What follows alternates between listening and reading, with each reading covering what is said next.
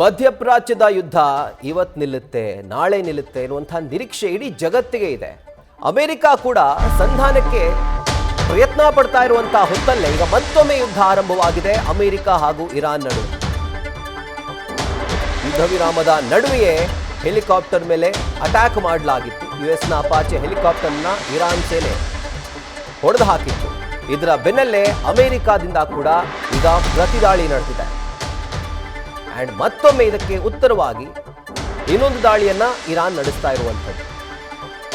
US ಮಿತ್ರ ರಾಷ್ಟ್ರಗಳ ಮೇಲೆ Iran attack ಮಾಡ್ತಾ ಇದೆ.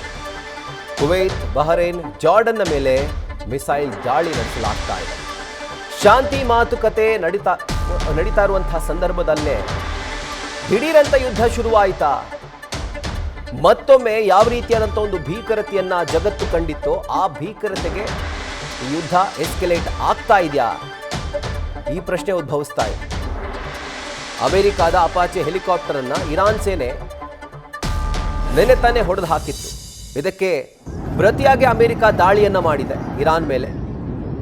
ಅಂಡ್ ಮತ್ತೊಮ್ಮೆ ಅದಕ್ಕೆ ರಿಯಾಕ್ಷನ್ ಅನ್ನೋ ರೀತಿಯಲ್ಲಿ ಇರಾನ್ ಅಮೆರಿಕಾದ ಮಿತ್ರ ರಾಷ್ಟ್ರಗಳ ಮೇಲೆ ದಾಳಿಯನ್ನ ಮುಂದುವರಿಸಿದೆ. ಸೊ ಇದು ಯಾವ ರೀತಿಯಾದಂಥ ಯುದ್ಧ ಅಂತ ಕರಿಬೇಕಾ ಅಥವಾ ಯಾವ ರೀತಿಯಾದಂಥ ಯುದ್ಧದ ವಿರಾಮ ಅಂತ ಕರಿಬೇಕೋ ಗೊತ್ತಾಗ್ತಿಲ್ಲ. ಒಂದು ಕಡೆ ಯುದ್ಧ ವಿರಾಮ ಅಂತ ಹೇಳ್ತಾರೆ, ಇನ್ನೊಂದು ಕಡೆ ಯುದ್ಧ ಮಾಡ್ತಾರೆ. ಎರಡೂ ದೇಶಗಳು ತಮ್ಮ ತಮ್ಮ ಸ್ವಪ್ರತಿಷ್ಠೆಗಾಗಿ ಜಗತ್ತಿನ ನಾಶಕ್ಕೆ ಮುಂದಾದಂತೆ ಕಾಣಿಸ್ತಾ ಇದೆ ಅಮೆರಿಕ ಹಾಗೂ ಇರಾನ್.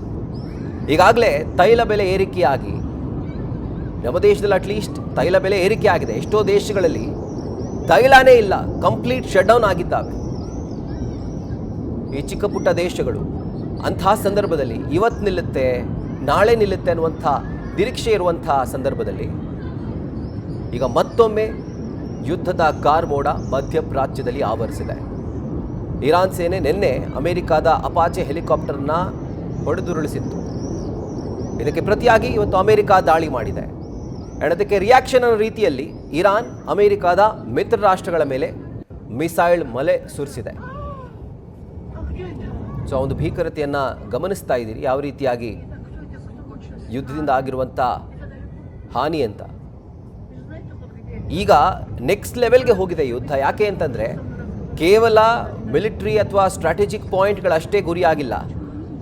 ಈಗ ತೈಲ ಮೇಜರ್ ವೆಪನ್ ಆಗಿರುವಂಥದ್ದು, ತೈಲ ಸಂಸ್ಕರಣಾಗಾರ, ಸಂಗ್ರಹಗಾರ ಇವುಗಳ ಮೇಲೇ ಟಾರ್ಗೆಟ್ ಮಾಡಿ ಈಗ ದಾಳಿ ಮಾಡಲಾಗ್ತಾ ಇರುವಂಥದ್ದು.